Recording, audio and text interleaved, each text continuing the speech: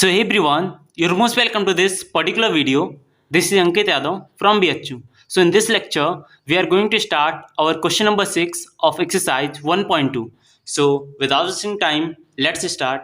So देखो आपको question number 6 क्या कह रहा है, explain why 7 into 11 into 13 plus 13 and 7 into 6 into 5 into 4 into 3 into 2 into 1 plus 5 is are a composite number. ठीक है, आपको एक्सप्लेन करना है ये और ये जो है आपका एक कंपोजिट नंबर है। सो देखो अभी कंपोजिट नंबर प्रूव करने से पहले तो हमें जानना पड़ेगा कंपोजिट नंबर होता क्या है। तो फर्स्ट ऑफ ऑल हम जानते हैं कि कंपोजिट नंबर क्या होता है। सो देखो कंपोजिट नंबर क्या होता है। कंपोजिट नंबर आपने पढ़ा होगा प्राइम नंबर, ठीक है। सो प्राइम नंबर का ही एक पार्ट है कंपोजिट नंबर। देखो वो कैसा है, देखो आपने पढ़ा था 2 क्या है आपका प्राइम नंबर। अब प्राइम नंबर की प्रॉपर्टी क्या होती है कि इसके 2 फैक्टर होते हैं, एक तो 1 होता है एंड सेकंड उसका जो फैक्टर होता है वो नंबर खुद होता है, ठीक है। 2 हो गया एंड सिमिलरली आपका जो होगा, जैसे आपने मान लिया 11, ठीक है। 11 क्या आपका प्राइम नंबर है, तो 11 का फैक्टर एक तो 1 है एंड दूसरा क्या है 11, ये नंबर खुद ही क्या है इसका फैक्टर है। तो ये होता है आपका prime number. But composite number क्या होता है वो देखो। कंपोजिट नंबर होता है जैसे आपने 6 मान लिया, ठीक है। 6 के कितने फैक्टर आएंगे, 6 के एक फैक्टर 1 आएगा, 1 6 जा 6, 2 6 जा 6, 3 2 जा 6 एंड 6 1 जा 6। सो देखो कभी भी किसी नंबर का जो फैक्टर हो 1 और इटसेल्फ 1 और उस नंबर के अलावा अगर कोई भी नंबर का जो फैक्टर आ रहा हो ना, तो उसे कहते हैं हम कंपोजिट नंबर। जैसे किसी भी प्राइम अनप्राइम नंबर का, देखो पहली चीज कंपोजिट नंबर कभी प्राइम नहीं होते, ठीक है। प्राइम नंबर कभी कंपोजिट नंबर नहीं हो सकते, ठीक है। सो एक चीज याद रखो, यहां से मैं उस चीज को लिख दे रहा हूं। देखो composite number are not prime. Composite number are not prime,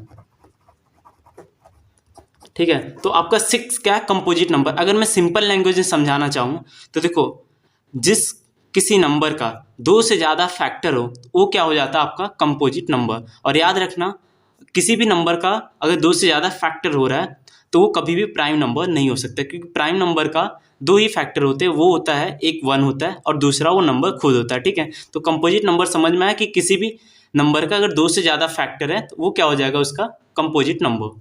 तो अब एक्सप्लेन करते हैं अपना पहला। देखो तो फर्स्ट क्या है अपना, फर्स्ट आपको करना शो करना है 7 इंटू 11 इंटू 13 प्लस 13। इसको आपको शो करना है कि ये क्या आपका कंपोजिट नंबर। तो देखो हम क्या करेंगे इन दोनों में से, देखो यहाँ भी आपको 13 कॉमन दिख रहा है और यहाँ भी 13 कॉमन दिख रहा है, तो 13 हम क्या ले रहे हैं कॉमन ले रहे हैं, ठीक है। तो 7 इंटू 11 बचेगा प्लस, और यहाँ से जब 13 चला जाएगा तो फिर क्या बचेगा 1 ही बचेगा, ठीक है। सो इसके बाद अब क्या करेंगे अब करेंगे हम 13 इंटू, अब इसको अंदर मल्टीप्लाई कर दे रहे हैं। तो देखो जब इसका मल्टीप्लाई करेंगे तो 11 7 जा 77, तो 77 प्लस 1, तो ये हो जाएगा आपका 13 इंटू 78। अब देखो यहाँ कितने फैक्टर आ रहे हैं, 2 फैक्टर, और मैंने बताया था 2 फैक्टर होते हैं तो क्या होता है प्राइम नंबर। लेकिन देखो 13 तो प्राइम नंबर, इसके फैक्टर नहीं हो सकते। बट देखो यहाँ पे सिंपल सी चीज़ 78 क्या है इसके फैक्टर हो सकते हैं। तो 78 का जब हम फैक्टर निकालेंगे तो क्या होगा, 2 से कट करेंगे, 2 3 जा 6 एंड 2 9 जा 18 एंड देन 3 से 3 1 जा 3, 3 3 जा 9, देन 13 से 13 1 जा 13। तो हम क्या लिख सकते हैं 13 इंटू, देखो 78 की जगह हम लिख सकते हैं ना 2 इंटू 3 इंटू 13, 2 इंटू 3 इंटू 13। सो यहाँ पे हमें सिंपल सी चीज़ दिख रही होगी कि ये जो नंबर है इसके 2 से ज़्यादा फैक्टर हैं। कितने फैक्टर हैं इसके, 1 2 3 4, अगर हम 1 से भी मल्टीप्लाई कर दें इसके कितने फैक्टर हो गए, 5 फैक्टर हो गए। सो ये क्या हो गया, hence it is a composite number. तो सिंपल सी चीज़ समझ में आई, अगर किसी भी नंबर के 2 से ज़्यादा फैक्टर हो तो वो क्या होता है आपका composite number, hence it is a composite number, ठीक है। एंड सिमिलरली आपको सेकंड वाला शो करना है सिंपल सा तरीका था कि किसी भी नंबर को कंपोजिट शो करने के लिए हम उसका फैक्टर शो कर देंगे कि इसके 2 से ज़्यादा फैक्टर होते हैं, ठीक है। एंड सेकंड आपका है वो है आपका, देखो सेकंड क्या है आपका 7 into 6 into 5 into 4 into 3 into 2 into 1 plus 5, ठीक है। ये है आपको, और इसको शो करना है कि ये कंपोजिट नंबर होता है। तो देखो यहाँ पे 5 कॉमन दिख रहा है हमें, यहाँ भी और यहाँ भी। तो यहाँ में क्या दिखा 5 कॉमन दिखा, तो हम क्या लेते हैं 5 को कॉमन ले लेते हैं। तो अंदर क्या बचेगा 7 into 6 into 4 into 3 into 2 into 1 plus 1। तो 7 into 6 into 4 into 3 into 2 into 1 plus 1, ठीक है। अब देखो 5 ऐसे ही रहेगा एंड यहाँ पे अब आप इसको मल्टीप्लाई कर दो। तो 2 1 जा 2, 2 3 जा 6 एंड 6 4 जा 24 एंड 24 इंटू 6 इंटू 7, तो 7 4 जा 7 6 जा 42 इंटू 24, ठीक है। 42 इंटू 24 प्लस 1 एंड देन आप इसको मल्टीप्लाई करोगे तो ये कितना आएगा आपका 42 इंटू 24। सिंपल करके देख लेते हैं 42 इंटू 24, ठीक है।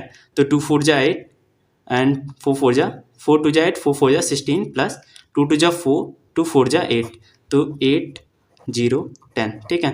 तो ये आएगा आपका 10 0 8 प्लस 1, ठीक है। एंड इसको जब आप ऐड करेंगे तो 5 10 0 9 हो जाएगा, ठीक है। अब यहाँ से देखना है कि इसके फैक्टर होते हैं कि नहीं।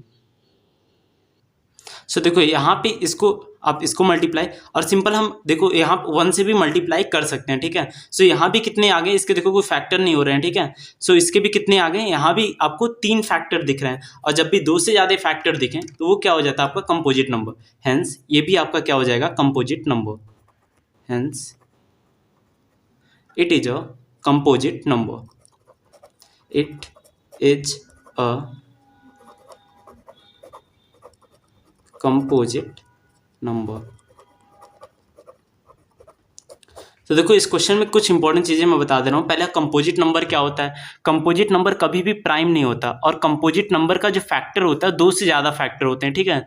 तो वो होता है आपका कंपोजिट नंबर। और आपको शो करने को बोला है कि इसको शो करो कि कंपोजिट नंबर है, तो आपको क्या करना है इसको फैक्टर के फॉर्म में लिखना है। अगर 2 से ज़्यादा फैक्टर आ रहे हैं तो ये क्या हो जाएगा आपका कंपोजिट नंबर। और यहाँ पे हमें देखने को मिल रहा है यहाँ पे 5 फैक्टर आ रहे हैं इसके, तो ये ऑलरेडी कंपोजिट नंबर हो जाएगा। एंड सिमिलरली यहाँ पे देखो यहाँ पे 3 फैक्टर आ रहे हैं इसके, तो ये भी क्या हो जाएगा आपका कंपोजिट नंबर। सो यहाँ पे खत्म होता है आपका question number 6। And next lecture में हम कर रहे होंगे आपका क्वेश्चन नंबर 7, जो कि एक इंपॉर्टेंट क्वेश्चन बन सकता है, ठीक है। सो यहाँ पे खत्म करते हैं अपना लेक्चर।